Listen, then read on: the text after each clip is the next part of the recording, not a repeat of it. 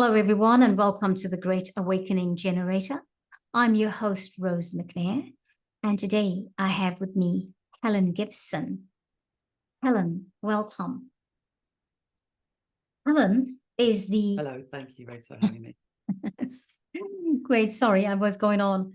Thank you for joining me, and I know that it was quite last minute, but here we are. So Helen is the PHA, or People's Health Alliance Mental Wellbeing Ambassador. But Yes. we are coming back to that. I want to tell you today about Helen being the creator of something called Authentic Discovery. But Helen, Yes. before we go to Authentic Discovery, we got to do this in layers. Tell me a little bit about you. Me. Hello, Rose. Hello, everyone. Thank you for watching and thank you for having me. My name is Helen Gibson. I am a mother of four, a grandmother. I live in Era, which is the corporation most people know as Ireland. I'm originally from the UK. I was born and bred in Birmingham, so I'm a Brummie through and through. What to say about me? I'm always quite stumped when it's like, well, what do you say about yourself? I have a dog, two cats. I try to grow some food. I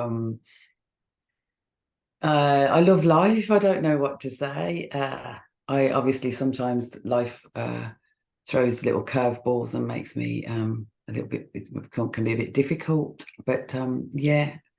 What do you want to know? I think more so than Yeah. what to say about me, really.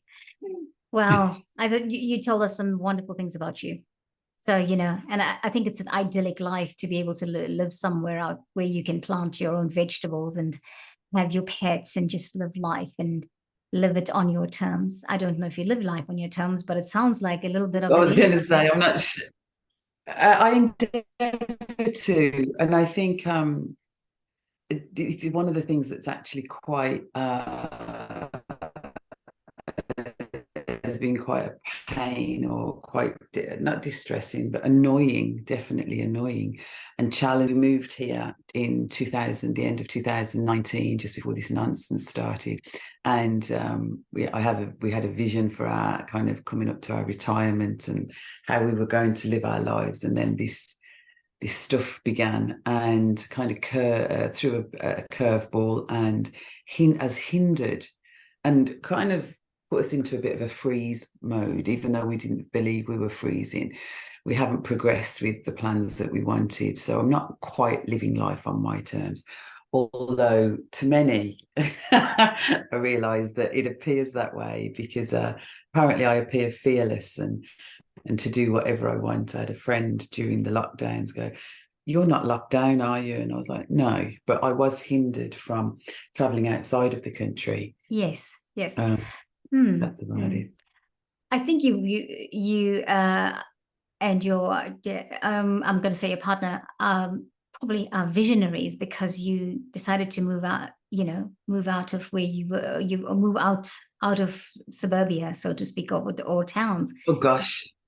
Yeah. Yeah, So we are in the middle of nowhere. yeah. We have no neighbours. Yeah. But that was always something that we were going to do. We lived rurally before. We're both from Right. cities. Right. We always knew that we wanted to get out of the city. And I think that the world does better with me out here, and I definitely do better out here than being in a city. It's a Very win-win good. situation. Yeah. It's Level. nice to know when you know your place, right?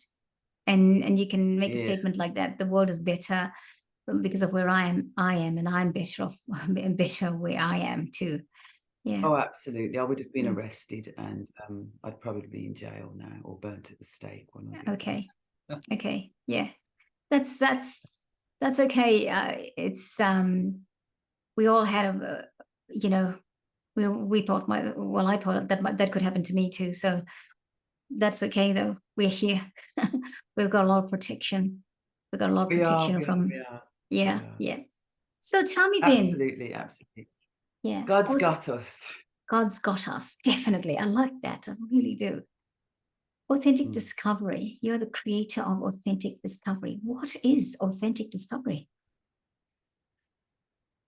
It's exactly what it says on the tin, actually. It is an authentic discovery of self.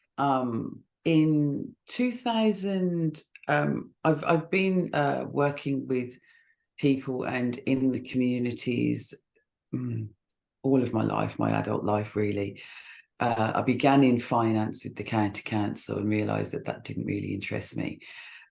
So sort of began working in sort of charities, and most of my work has been for charities in the third sector, working in communities, whether that be in administration roles, youth roles, um, uh, just various things.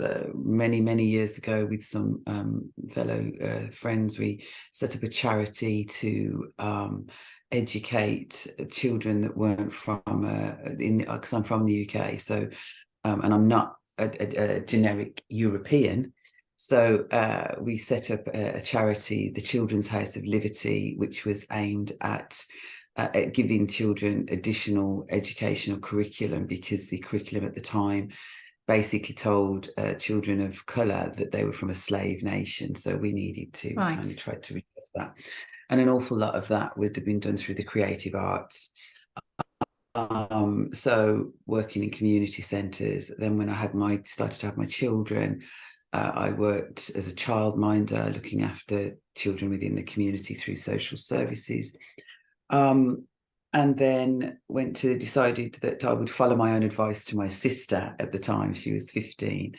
I'm a lot older than my sister. And she was sort of making those choices about what she wanted to do. So I said, follow your heart. And then I decided to do that myself, follow the things that I love. And I think that probably was the start of the authentic discovery for me. Living a life, not that, but we're kind of guided very much to go out, get a job, get married. We're very much, that in the last 3 years have really highlighted those indoctrinations. Whereas I've always kind of believed that people needed to walk to the beat of their own drum and follow what motivates them and what guides them. I just think we would have a happier world population if we weren't driven to chase the dollar and the pound, and to chase these dreams that are not ours. They're dreams that are given to us. Yes. So I started. I did stagecraft and performing arts, because that's where my passion was within the arts. I always wanted to be an actress, and I have been one. So that's where it kind of began. And then as I went down that route, I met my husband. He wasn't my husband then, obviously, but I met him and children. And then we moved to Ireland, and I was working with adults with intellectual, multisensory and physical disabilities. And I knew something was happening. I knew that something was going on within the art, within the creative arts. So I did a master's in drama therapy, and that began my kind of therapeutic, my route into psychology, I suppose, for want of a better expression. But so I wrote my dissertation. It was called Crossing the Threshold. So because I realised that it's so incredibly difficult for people to take that first step to cross that threshold, and a threshold means so much. Anyway, life went on, and we had more what they called, those crashes when everything goes in 2009, everything goes. Yes. Yeah, everything goes, recession. Recession. That's the word. Financial markets crashed. Yes. Yeah. So I've lived through a number of those now. I think I'm on my third in my life. Me or something. too. They're cyclical. They happen regularly. So that kind of that happened, and I was in private practice. So obviously those are the kind of the first things that go, people cut back on what you've got to cut back on. So I went and got a job again, and I was working with the families of injured service personnel, again in the third sector within a charity, and got made redundant. I got made redundant twice in 2017. So I went to Rhodes. I took a complete change of career. I went and done, I went from managing a house where people were in extreme trauma to working on a beautiful Greek island, helping holidaymakers. I was a holiday rep. It was for a 5-star holiday company. And I was called a concierge. Nice. But essentially, I was a holiday rep. So I went to a new country with a new industry to learn a new language, and to just everything was new. And while I was there, I've got a beautiful husband and family who are really supportive of me. My 4 children, my youngest child had then reached 18. So I thought, right, who am I? My children, not that life has shown me that I haven't, my children are still quite my children, but at 18, you've got an adult and they're kind of fairly set. So I thought, well, what do I want to do? I took my parenting quite seriously as well. So while I was in Rhodes doing this job, which really facilitated a fabulous life for me as well, I'm very, very blessed. I was there, and I knew one of the things that kind of was an issue for me with therapy was people seem to be in therapy for years. Yeah. And I just thought, this isn't helping. That doesn't help in my book. That's a crutch. I'm aware that therapy replaced sitting around the kitchen table and replaced friendships and lots of things because of how the world went. But I still thought, this is not right. People shouldn't be in therapy forever. It's not something, it just didn't resonate right with me. So while I was in Rhodes, I did a life coaching course, I did a mindfulness course, I did an NLP course, I did quite a lot of training. And that really resonated well with me, because the therapeutic side of me completely and utterly acknowledged we need to heal those past hurts and traumas. Yes. But then the life coaching side was able to show me, and then we move them on. Once once you've got the tools necessary to continue your own healing process, you then need to create that life again. So that tapped back into creating a life that's very much in alignment with who you are, who you want to be, and on your own terms, free from societal and familial indoctrinations. So this for me meant an authentic discovery of the self. So there's this healing of the self, because I don't heal people. I don't class myself as a healer. I am called a healer, but people heal themselves, and I will facilitate that space for that to happen. And I will utilize all of the things that I have, my life experiences, and it's mind, body, and soul. So we're not just one thing. We're not, or two. Some people don't believe in the soul and the spiritual side of life, but that doesn't negate the mind and the body still needing to be in alignment and to really make sure that we're living that life. So that's where the authentic discovery came. It's an authentic discovery, so which is not easy either. So that people can have that continuous exploration of their life. I recently stopped using the term to work on the self, because as soon as you say, let's do some work, it's like, oh, geez, I've got to work. It's already heavy. Sounds hard. Whereas this is our lives. So this is a continuous exploration of who we are, the experiences that we've had, and what we wished, how we wish our experience to be formed and shaped and guided by ourselves, because I believe that our divinity is with my root. So everything that I am is all sort of mingled up and wrapped up, like all of us. Yes. So for me, our divinity lives within. My foundation would be scriptural. So Jesus, Yeshua, or Jesus, or whatever name, however you want to describe that divinity at that point, said, seek ye first the kingdom of heaven. And then he tells you that that's within. So if God chooses to dwell within us, we need to acknowledge that and kind of move from that vibration. Yes. And that's where the authentic discovery of self comes in, an authentic discovery of who you are, an authentic discovery of how that divinity manifests within you, an authentic discovery of the world around you, which impacts on you, because we are connected, we're whole, we're one.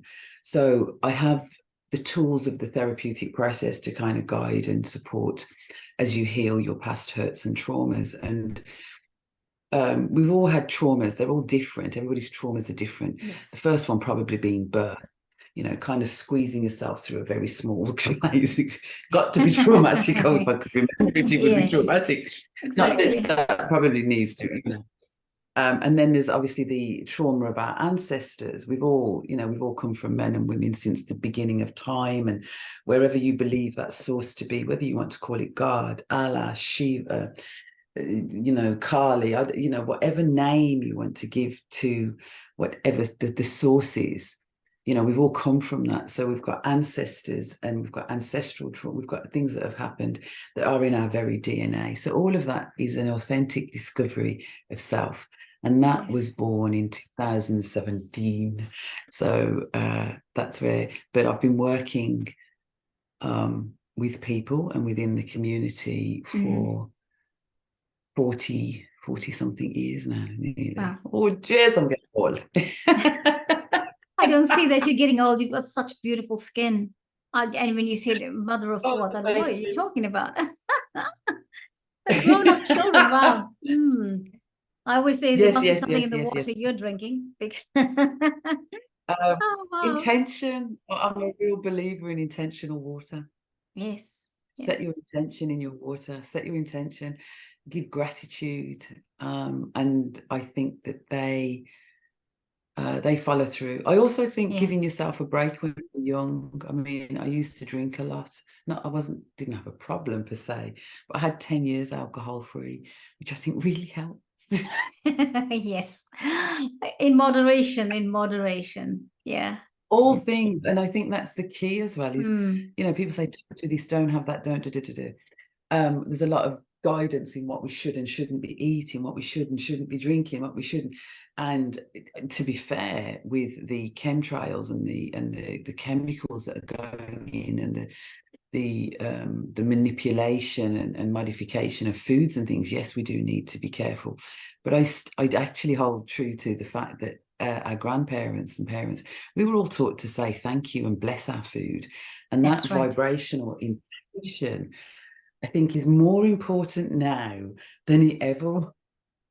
Yeah. Because I think we eat food like things. And I think that, you know, altering that vibration and that frequency within the food that we create. I don't cook unless, if I'm in a bad mood, I don't cook. I never have, even before I knew about vibration and frequency. I knew that if I was in a bad mood and cooked, I could hurt someone.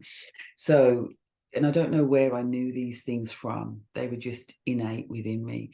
So I really think it's important for that blessing of food, for that gratitude, for that intention within your water, within your food, within everything that you do, to set your intention. And what intention is that, and where do you want to come from to act in our lives? So that's where authentic discovery comes from. You certainly give me a lot to think about, because you know what, I don't say grace anymore. And you're right. If we ever had to say thank you for the food we eat, it's now, because of everything that's going on with the food. Even the fact that we spend so much money on food these days, because it's so expensive, because, you know, we're not getting out there. We don't, if we want value, we don't seem to be getting that, despite the fact that it costs a lot of money. Most of the things in supermarkets are food-like. We eat food-like substances as opposed to real food. Yes. And I think that one of the first things that kind of highlighted that for me, about 20 years ago, I had an organic lettuce. I know that sounds a bit strange. And I was like, oh my gosh, this is so bitter. And then I remembered that the lettuce of my childhood was bitter, whereas the lettuce you get in, you know, you can get all these fabulous leaves and things in shops nowadays. And all we have is texture. We no longer have flavor. We're literally throwing into our food for flavor. But the food no longer has flavor. The food no longer has nutritional benefit. And it's just so incredibly important that if we are eating that kind of food, and even the food that we're growing in our gardens, because of all of this stuff that's been sprayed and things like that, we still need to help it and give it that vibration of love and gratitude. You know, I haven't put this to the test, but I was joking with someone the other day, like, even if you're putting a cream cake into your mouth, you know, this is good for me. Tell yourself that what you're receiving is good, because there is that, you know, that mind you know, if you tell yourself something, Yes. we react. Yes. We kind of do that. I'm not going to test that. I'm not going to live like on cream cakes for 2 years or something and see what happens. But now and then is okay. Because I don't believe it's that good for us. Yeah. But cake is Yeah, food, there's and, no and such now and thing then as is guilty okay. pleasure. Yeah. Yeah, Wow. absolutely. All things in moderation, just All like you things in said. moderation. And yeah, I think because everything is everything, absolutely everything that has been created is for our benefit. Unfortunately, we find ourselves in a time where things have been perverted and Yes. manipulated to be of detriment rather than benefit. That's right. And that's one of the things that has motivated me to become involved with the People's Health Alliance, to Yes. develop the Assist Being Well, because every aspect of our lives have been weaponized and medicalized. Everything. I mean, grief isn't, which is a part of life. Life and death are a cycle. Whatever your ideology on life and belief, it's part of life. And we've been made to fear death in a way that is not beneficial. Cultural norms around death, especially ancient ones, are quite beautiful, Yes. you know, but what we have now is fear. And the last 3 years, they definitely tried to frighten us. So grief has now become a mental health issue. It's been added Yes. into the diagnostic Yeah. manual, when it's not a health issue. It's a process of life. It's something that we experience and that we all experience. There's no one on the planet that has not experienced death in some form, shape, or size. And so to grieve is to honor the life. To grieve is to acknowledge the importance of that being thing, whether you're grieving about someone dying or the loss of something. Grief is such a necessary part of our life, and for us to start to view it as a mental health issue is just, it doesn't aid us. Nothing that is happening is aiding us at all. Yeah, it's almost like let's sweep it under the carpet with something, calling it something else. It's important to go through the motions of that, of those emotions. You know, if you're going to feel that way because you've seen someone's passed away, then it's important to acknowledge that that's a loss, that life's not the same again. Yeah. It never will be. And some people do require support through that, because it can be devastating and overwhelming. And I'm not saying that it can't become something detrimental to us.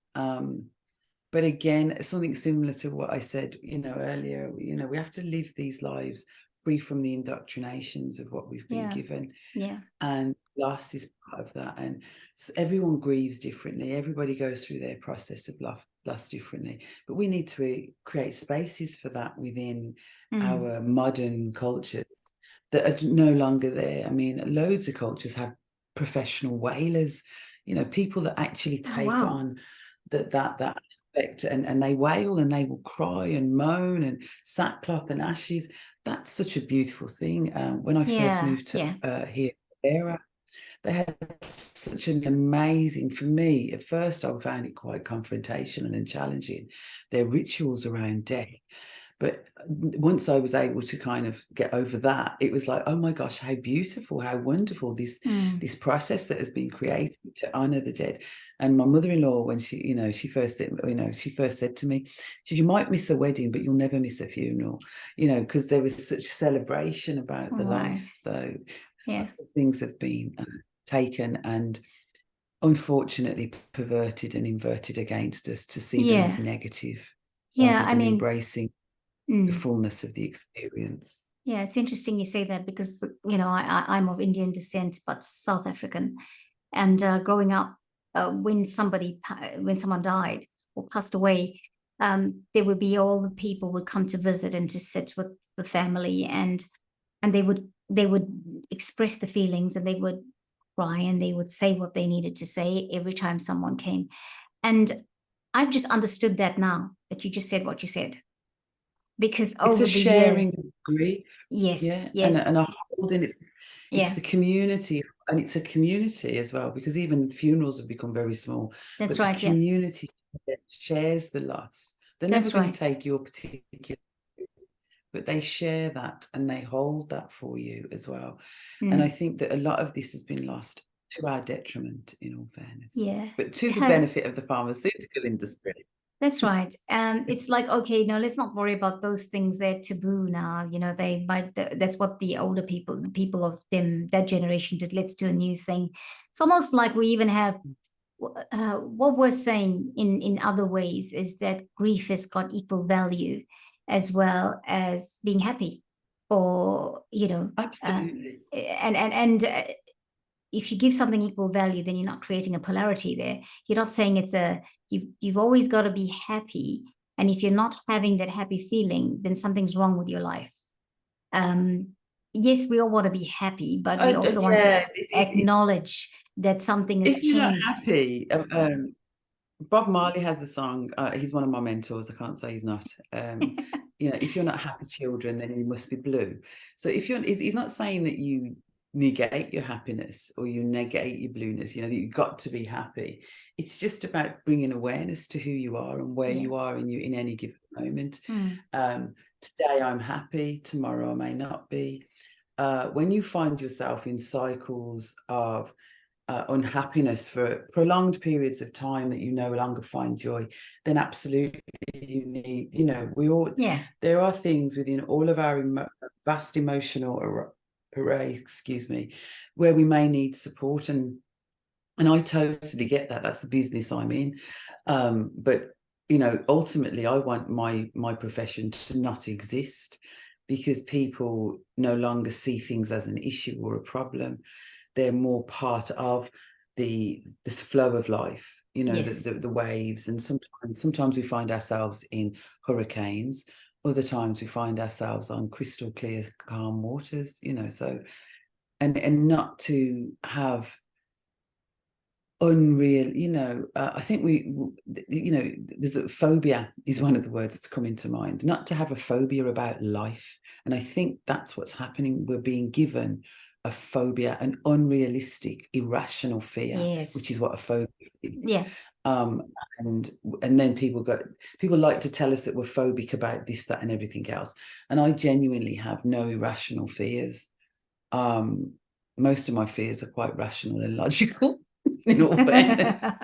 It's not that I don't have fears, I just don't really have irrational, I don't have phobias.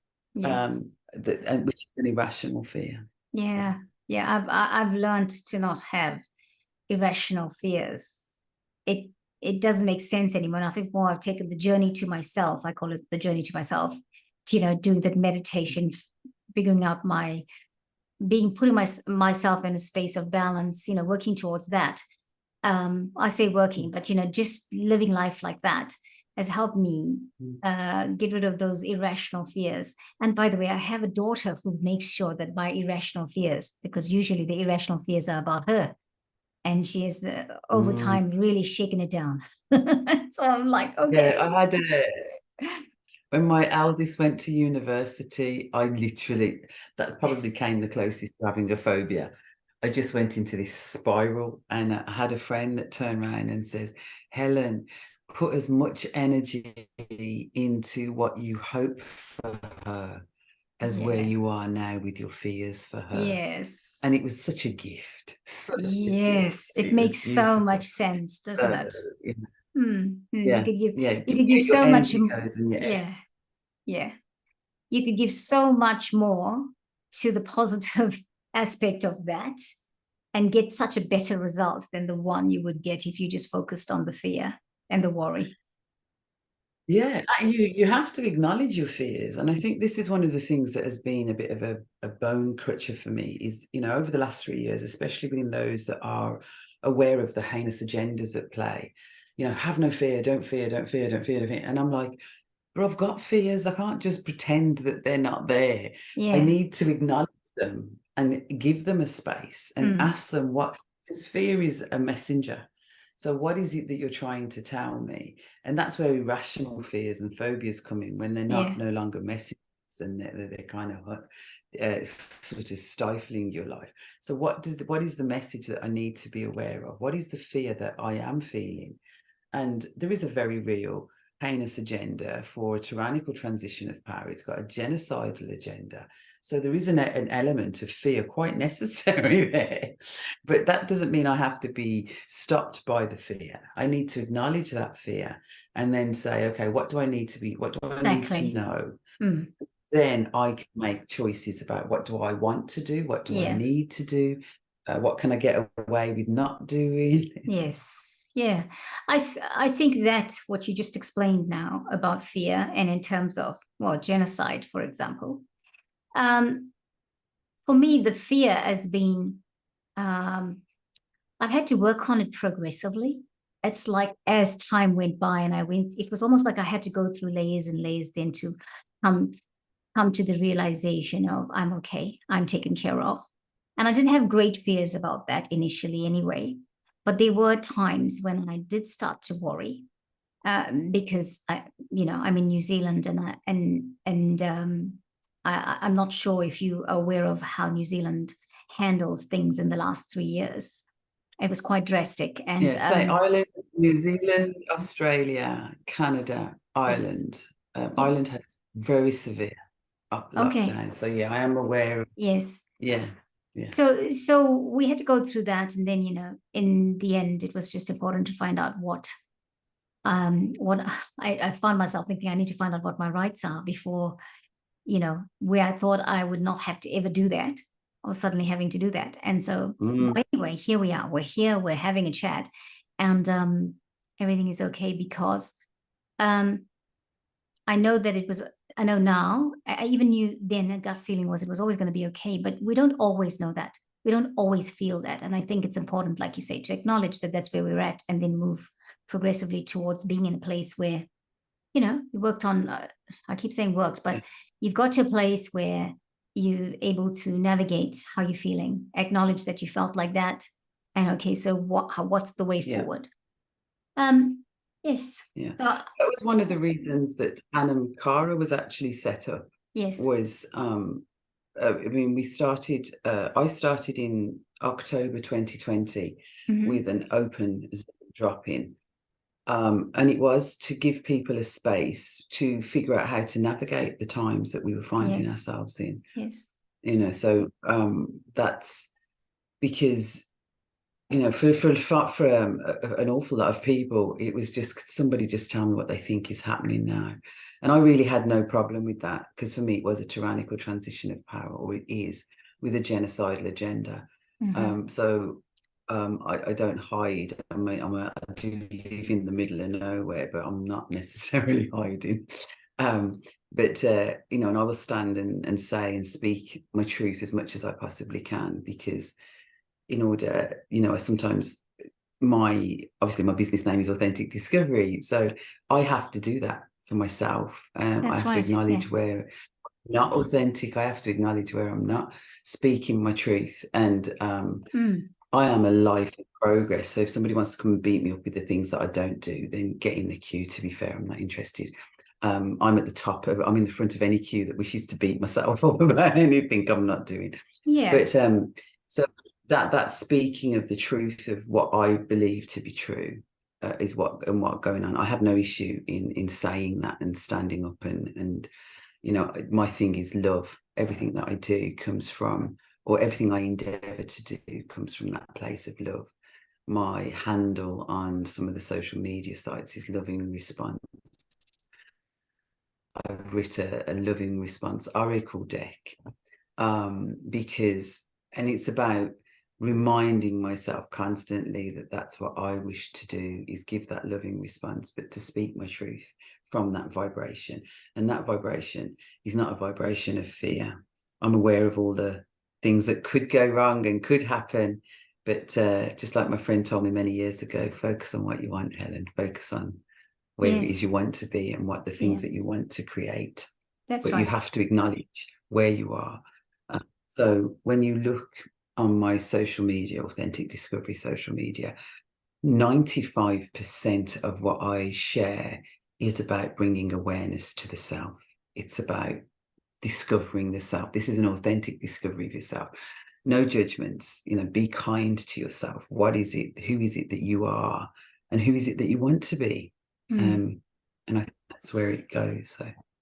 So Helen, I have to ask this. So how, if we'll just take, for example, me, if I wanted to come to Authentic Discovery for, to do all these things, how would that go? How is the session done? Can I ask Oh, that? every session's different. Every Okay, session's different. So if you were to come to my space, because I have a space, I work outside when I work.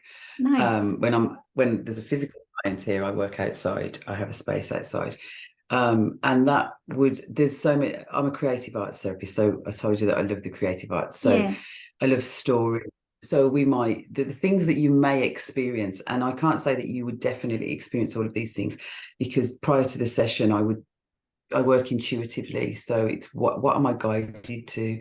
So the information you give me on why you're coming, and then what I'm given, what I receive that you may need. So it could include earthing. I might get you to walk outside on the garden barefoot. yes. It Mm-hmm. could be that you lie on the therapy bed and we do some energy work. I realign your chakras. It could be that we go for a walk in the bog around the back. It could be that we play. I'm a creative arts therapist, so there's lots of toys and games and things to play with. It could be that we create Wow. stories. It could be that we sit and talk. There's a fire pit out the back. When I have clients, I light the fire. It could be that we sit around the fire. It could Wow. be that I do a circle. So it could be that I'm guided to actually offer you cacao and meditation. It could be that, so it just everything that I am, I bring to the session. I might get a vibe that I need to cleanse you with frankincense and myrrh or sage. It could be anything at all. I have a drum. I made a drum last year, so I could sing over you. I could beat a drum over you. We could literally just sing and sit and talk. We could sit and laugh. We could sit in silence.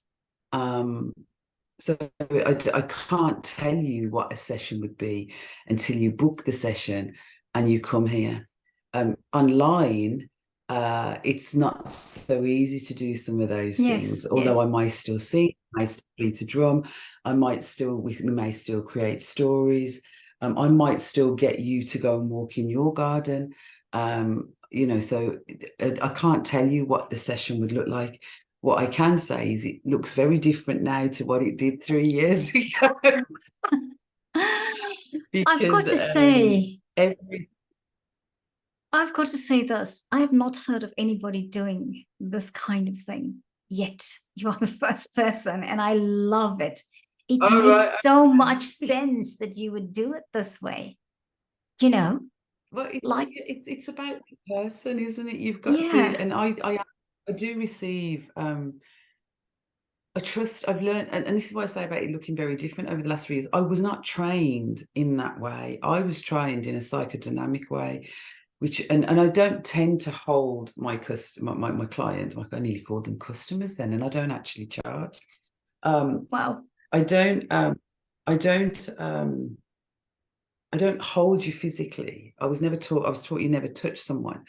But within the creative arts, obviously, if we're doing some role play or some sort of we're reenacting a script or something, or we've written a script, and it might be that I touch you. But I was taught not to touch. I was taught there were so many things that I was taught, and this whole last 3 years has been everything I've been taught has come under fire.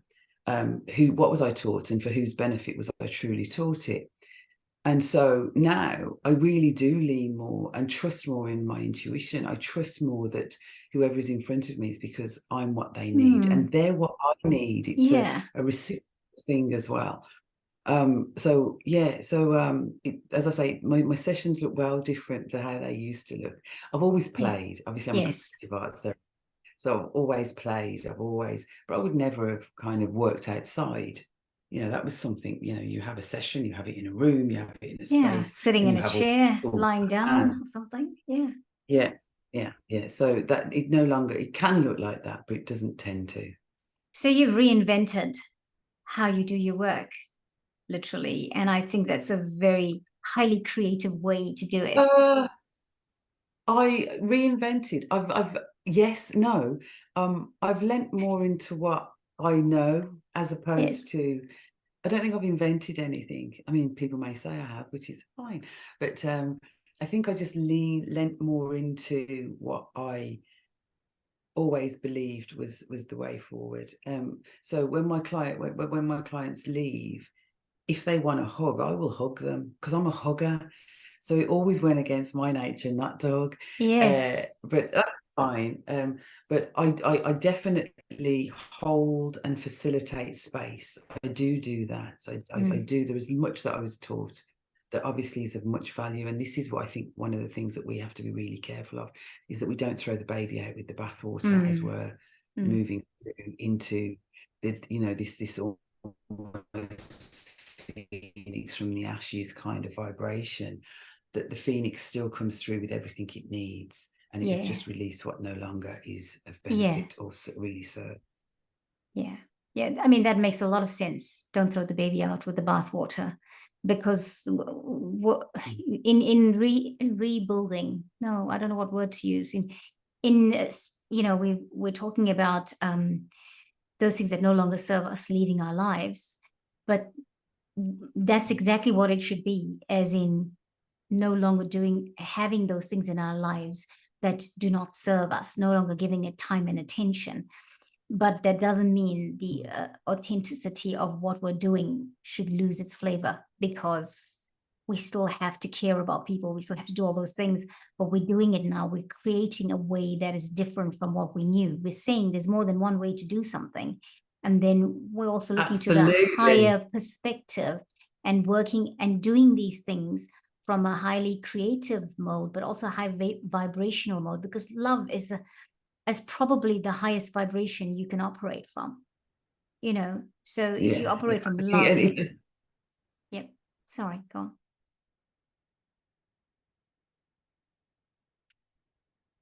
You just froze there, Helen.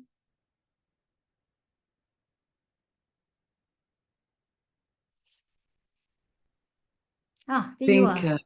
I think as sorry, we move you into froze this for a moment. parallel, I just call it a parallel. Yes. Because I don't.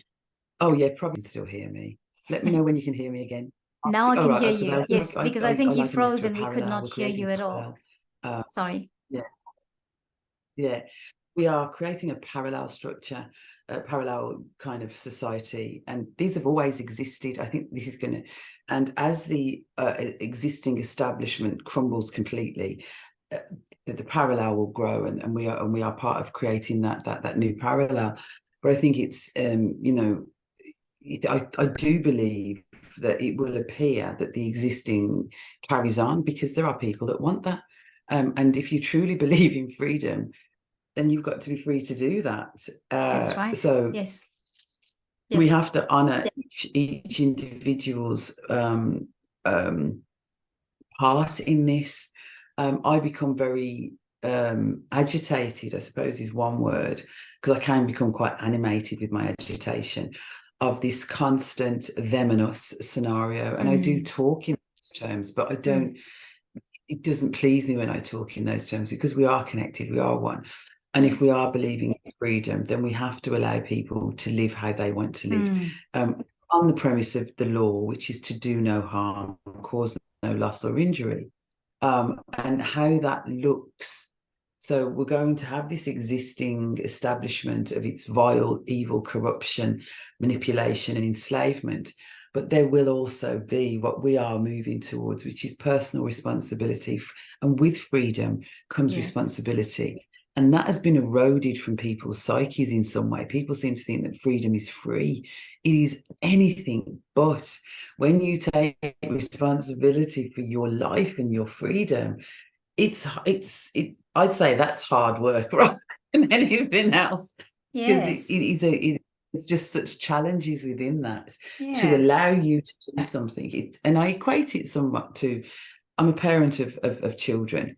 And they're grown, and you have to at some point trust that what you have put into your children is enough to bring them back. It says in the Bible teach a child in the way it should go, so that when it Yes. goes off on the path, that it knows where to come back to. Yeah.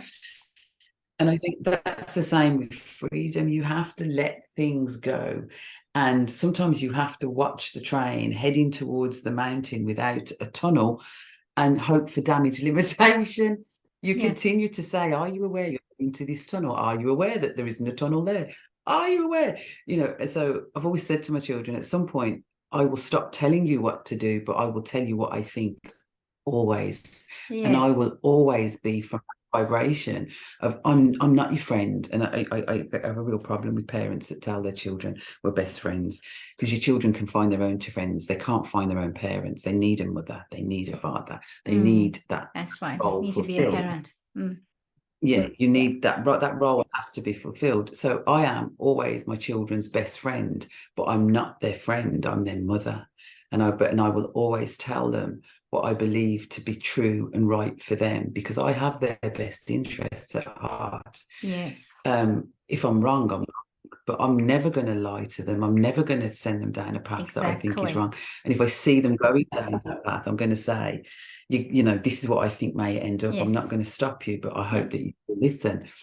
And part of me believes that that way of parenting that I've done, because I've never, my children, I don't think anyone, no, none of my children could ever come and say I lied to them. I didn't do Santa Claus, tooth fairies or anything, because I don't lie to my children. But so when this kind of began 3 years ago, you know, my children wore masks and different things. One of my child has one injection, but I've never lied to them, so they couldn't ignore what I was saying. They couldn't just walk away. As much as they've gone down, they're still some of them very much wrapped up in the world. They're still aware that, well, I know that, you know, on some level, Mom's never lied to us. Mom's never guided us wrong. So she wouldn't be saying this if she didn't believe that it was That's true, if she right. didn't Yeah. believe it was. Yeah. So I don't know how much sway that holds, but I would hope that that would be the chink. It only needs a crack. And I hope that that's the crack. I hope that that's the thing that keeps them safe. And that's the same for the world. But I believe in freedom, so I have to let them go. That's right. And that Yeah. hurts. It always does. And you know, I've decided my daughter, I want you to stop coming home, because every time you leave home again, you know, as in coming and staying with me for like 6 months or whatever, because when she leaves home, then my heart's broken again, and it's like, oh my gosh, she's not here, my baby, you know. She's never yeah, we won't say that too loud, my baby, but you know, Yeah. that is what it is. I still call them my baby. My eldest is 33. Yeah. And she's my baby. She's Yeah. absolutely my. Yeah, She always will, exactly. and I'll always be my mum and dad's baby. I'm okay with that. Yeah, it's all, it's good. It's good. Love is plays a big part in all of this. So you've told us everything that I wrote down here. What is authentic? Why? How it operates? Where it operates? And I really do love I this. do work online, so yeah. You do work online. Yes, you were saying that you do work I online. think I froze. Yes, that's right. Yeah. I do I'm just work online. Yeah. reiterating.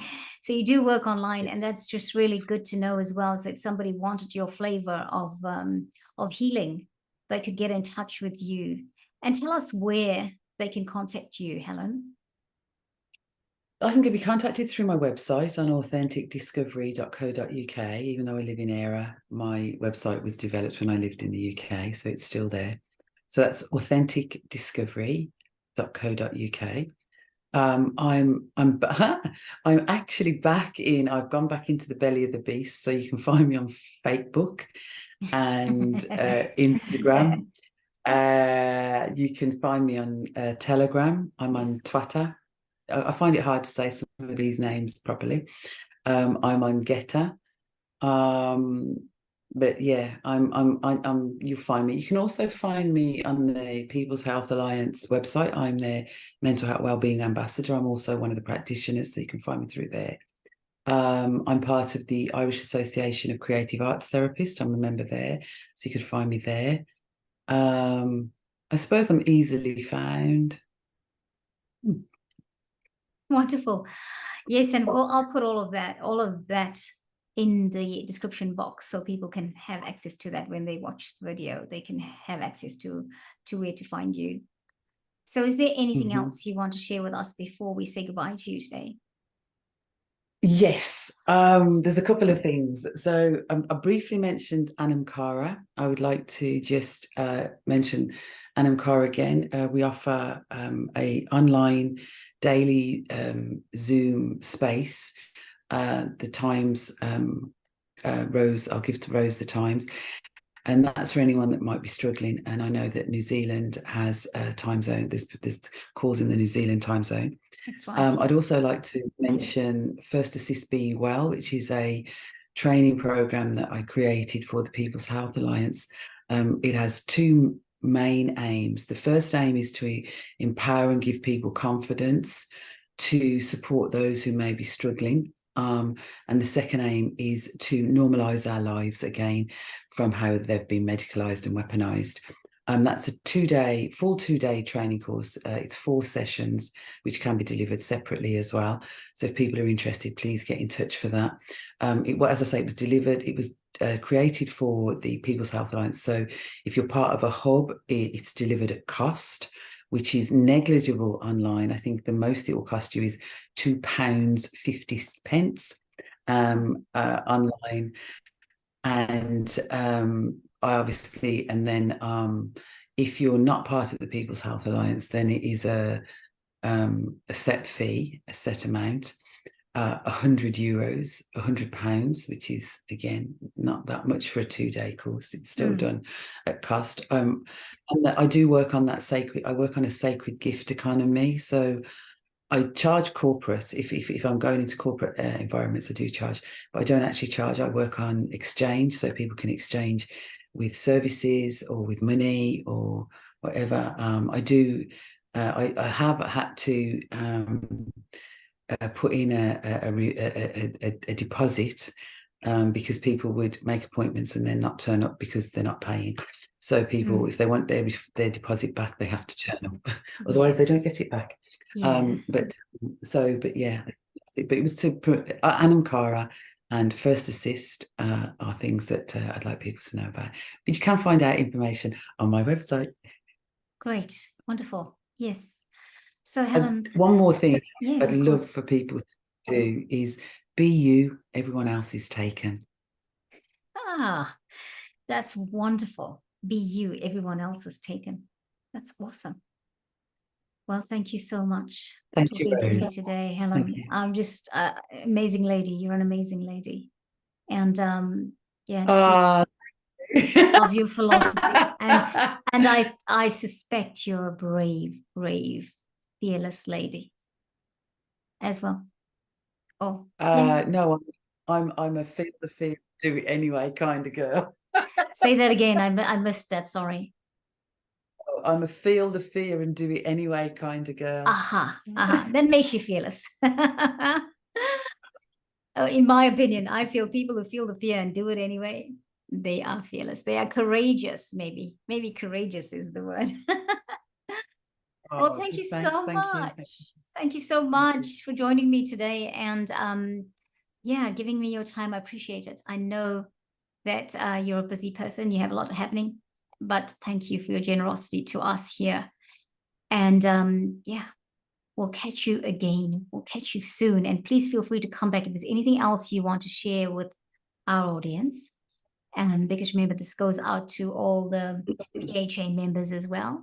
Then let me know and we can always do it via the channel. Okay, thank you. Okay, great. Thank you. So please stay with me, Helen, whilst I say goodbye to everybody, and I'll catch you on the other side of the recording coming to an end. Well, everyone, thank you so much for joining us today.